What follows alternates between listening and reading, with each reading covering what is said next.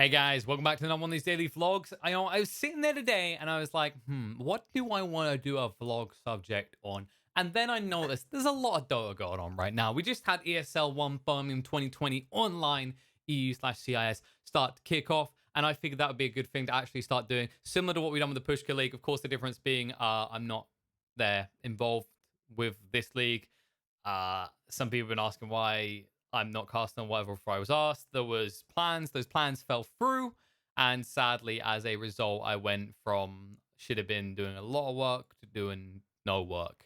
And I was also sitting here thinking, well, what can I do in the meantime to actually be involved in the event without conflicting? Because I never like to clash with what's actually already existing. So for me, I don't do double coverage. I'm not one of those people that likes to sit there casting on my personal channel if there's already an official cast. I think that's just not my style. Now, be as will. It's not against the rules or anything. I don't think it helps doing that really. I think it makes it a lot harder for tournaments. That's like a whole other subject. Let's focus on what's been happening today because it's just the first day of ESL One Birmingham Online, and we started off with pretty much where we left off actually. So Dirt Pit, of course, you had the Secret versus Liquid Grand Finals, and then guess what? You come through, and all of a sudden the best of three turns in, or well, 3-game win turns into a 5-game win for Secret against Liquid as they actually take them down 2-0. And I don't think this is too surprising. I don't think this is discrediting Liquid in any way. Like right now, Secret really are the team to beat. Like Puppy is this type of guy who has his idea of what the meta should be. He tries to hone it and craft it. And when he's on the money, he seems now unstoppable. Even if these guys got the meta wrong, you'll see them still take most teams because they are just a high skilled lineup. And the synergy that we see, the way that they actually play their roles, it's just, it's kind of next level. I think Kyle talked about it a lot. It's this whole idea where they can, like, they look for power spikes which complement each other. We've seen teams start to shift towards this whole notion of like doubling up on the item grabs at the same time, so you have a double power spike. But then what Secret do is they have this complementary layering between their items, so everyone's benefiting, or synergy between X and Y and G, right? And that's what makes them so goddamn strong. And also, I feel like they're the only team I'm seeing make CK look pretty spicy. I love the fact that when we see Secret, we're often seeing them bring out something a little bit different, right? We saw them run AM mid, completely eliminating a voice for its chance to be in the game. And then I think that was them. And then we see the Chaos Knight. Just like, I think this is kind of sleeper pick. I get why people don't want to pick it because it doesn't farm is the problem with the hero. But there's no doubt that it wins lane pretty convincingly. There's not really many heroes that can actually duel up against that bad boy. Maybe even run it as a support in your game. Okay, maybe try it. Let me know how the results are. I've been known to stir the pot a little. But next up, we had Aggressive Mode versus Unique. This one, not really too surprising. Aggressive Mode, they did take it 2-0. And the reason I'm saying not too surprising, I'm not flaming Unique, but given the display we saw in the We Play Pushka League Division 2 Grand Finals against Viking, it would be fair to say that between these two teams, while Aggressive Mode are not hot stuff right now, I could very easily see them taking Unique 9 times out of 10. So that really didn't actually have too many surprises. Aggressive Mode, I think they still are playing with Cube. Love to see that guy actually getting some recognition, some opportunities. I think he's a very interesting POS 4 player. He's not to the extreme of play everything POS 4, but he has his own kind of perspectives that I like to see coming out of players. It's not just how you copy other players in the scene, it's how you develop your own style and try and develop a meta. After that, we did have Hellraisers versus FlytoMoon, or I say after that, I think it was at the same time because they were running. No, wait, that was after that. Yeah, Aggressive Mode and Unique was running at the same time as Secret and Liquid. So after that, we had Hellraisers versus FlytoMoon. This one was not really too surprising to come out as a 2-0. In fact, a lot of the day ended up being 2-0s, as you can probably tell from the last two I just discussed. But with Hellraisers, yeah, they've been getting ruffled around a little bit. They aren't winning anything, but they're still a really formidable squad. Like if you look at the CIS division, they've got consistency behind them, and that is what you're looking for. Like as long as they feel like they're improving each time. Of course, they got tripped up, especially in the Pushka League, by the likes of VP Prodigy catching them off guard. That's something else. That's just Prodigy coming in and looking pretty hot. No Prodigy playing today. I think they play tomorrow against Hellraisers, which I'm going to be excited to watch that one. But let's not talk about that yet. Let's continue the rest of the day because you had Viking GG versus Gambit next, and this result really wasn't too surprising, being a 2-0. Yes, Gambit does have GPK. Yes, he is incredible on the mid lane. but you've got a piecemeal lineup, right? They haven't got the full squad. We still got FNG over the side of Alliance. I believe they had to swap out and bring in, I think, Blizzy standing in for them. Like, it's the fact they don't really necessarily have the currency or the synergy or any real practice between a lot of the members in the team there. And of course, with GPK, he has been sitting on the bench for a while. Whereas Viking, they're on the rise. These guys, like, you know what, buy stock in Viking right now because they're improving more and more as time goes on. You still see those kind of moments where they're being a bit too flashy. They make what seems like simple mistakes, I want to say. But this team is still young and the roster is still young. And the way that they've actually improved over the few months we've seen them is, to me, incredible. And it's no surprise that they take Gambit in the best of three. After that, we did have Windstrike versus Cyber Legacy, and this one's a bit more interesting, more that... Oh, actually, one more point about the FlytoMoon one to loop back. I think FlytoMoon play better when they go for something less neutral. Their drafts in that series against Hellraisers felt very kind of dumbed down. I want to see them give Iceberg someone to pop off.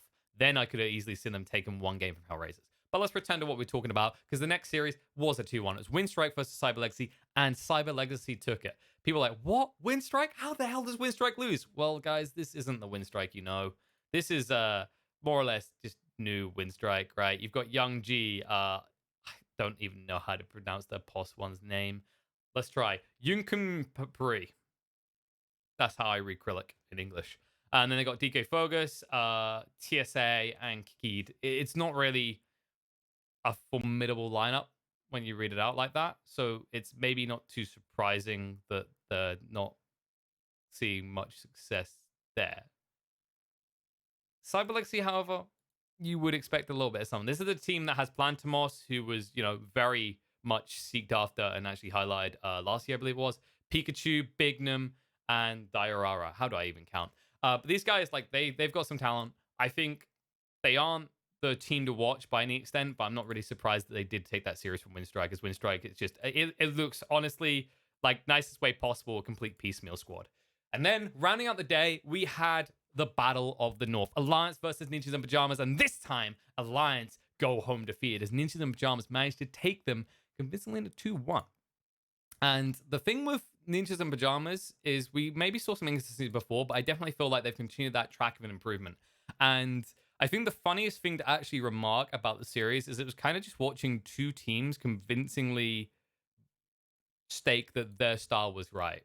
We saw a lot of anti-mage, we saw a lot of Spectre, we saw it bounce back and forth. I like this fact that, like, they both went in this game and they didn't feel like they needed to adapt the draft too much. They were pretty convinced that what they were doing was right. And it felt pretty close as a series overall. I think that one could have went over either way, but definitely loving to see Ninjas in Pajamas improving. Alliance, I think they'll bounce back from this. I think tomorrow is a much easier day, which we'll get onto next. So I'm going to round up my predictions pretty quick because I just realized, actually, there's 7 series to be played tomorrow, and I don't want to make this video too long. But let's go through it. Secret versus Gambit, this should honestly be a 2-0. We've already highlighted how strong Secret is, and when you look at Gambit, I just don't think they are together with it. Maybe a few days in, I can see them taking some games, but they're definitely not taking any from Secret.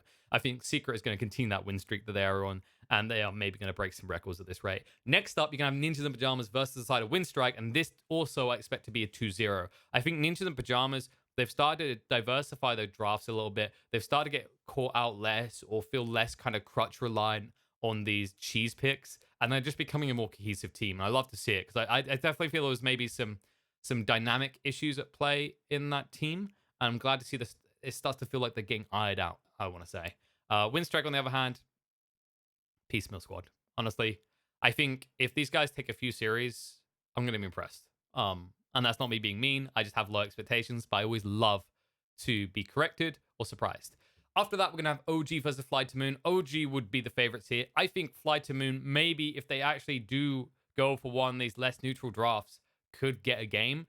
But given what I saw today, I wasn't feeling that way. Like, when I looked at their draft straight away, I was like, okay, where's the flavor? Like where's the kapow? Kapow factor, chat. Come on, guys. Kapow factor matters. I like how I say chat, even when I'm on YouTube. Bad habits. Good habits. Not sure which. But yeah, I will say OG will take this 2-0. Just because I don't see that coming out of FlytoMoon. Like, today's games didn't show me anything with a little bit of panache. And that's what I want to see from FlytoMoon. I hope they correct me. I hope they prove me wrong. But we'll wait and see. After that, Nigma versus Na'Vi. Now, Nigma versus Na'Vi is going to be a bit of a doozy. Nigma have definitely not looked on their game recently, whereas Na'Vi looking a little bit hotter, I want to say. I think in that situation, I want to put Navi ahead of Enigma in 2-1. I could see Navi very easily taking that. I think this squad has really started to actually find their stride recently, and I'm getting more and more excited when we see more of them. I'm kind of glad they didn't just out certain players. They've kept them around for the time being. There were a lot of rumors going around. I want to see if they can iron out some issues before they completely kick them. They did get rid of Slayer, which was to a lot of people's is a surprise. We're going to see if that backfires. I think that's the big thing to look at because they replaced him with So Bad, I think it was, who, if I remember last, was on Team Unique. Interesting choice. I don't know how highly I'd rate So Bad. I haven't really seen enough of him lately to give a good judgment, but I look forward to seeing it tomorrow. After that, Virtus Pro Prodigy versus Hellraisers. I'm going to favor Virtus Pro Prodigy. I think these kids are on fire. I say kids. I mean, one or two of them are around my age, but the others are pretty young. I just think they are the team to watch right now. I love the way that they are playing together. They play off each other so well. It's like watching, I don't want to say a mini secret, but when we say this whole idea of complementing what your teammates need, it's something like they may not be knowing the items or the timings all the time, but it's the way the players play the game. It definitely feels like they're trying to enable someone else. I remember when I interviewed FN, he was pretty adamant about his idea of always unlocking epileptic kids' game. So, with that in mind, Virtus Pro Prodigy will take that series 2-1. I'm pretty confident of that. Alliance versus Cyber Legacy. I said that they would have an easier day today, and I think they honestly will. I think this could easily be a 2-0. Maybe Cyber Legacy catches them out in one game, but I'm going to stick by a 2-0. I think Cyber Legacy, judging by today's games, they have a very clear drafting style, shall we say.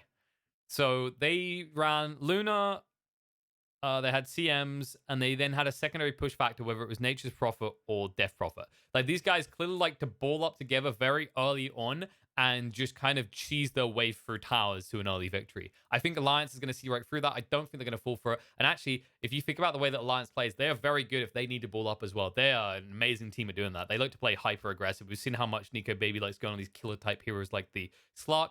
So I think Cyber Legacy going to be tripped up there. If they are handed a push strat draft, is going to be used against them by Alliance. And to round out the day, we are going to have Liquid versus Viking GG. Liquid, honestly, I wouldn't be too hard on them about the loss to Secret. I think Secret are just so goddamn strong right now. I think in that series, that is going to be a 2-1 in favor of Liquid. I think Viking is a close one because I think Viking are out for blood. And I could honestly see them taking the series, but I have to lean Liquid probably like 60-40 is where I'm favoring them there. I need to see more from Liquid here. Obviously, we had our bumps in the road. They did make it to the grand finals. Actually, no, 60-40 feels... No, I'm going to say 70-30. See, I have to rethink this. Like, Liquid, when they show up on the day, feel almost unstoppable. The only like, when I see Liquid in Prime at the moment, I feel like the only team that I see stopping them is Team Secret. So let's find out tomorrow if they're in Prime. That's my rounded out predictions. Let me know what you think in the comments. Let me know if you've got any sort of conflict. You're like, no, you're wrong about this pigeon. This is what's happening. Or maybe you didn't like something about my analysis of the games today and you want to counter rebuttal. Well, you can do all that in the comments below because I read all of them. And I will be back tomorrow. Hopefully the day won't be... Oh, wait, the day is going to be pretty long, right? No.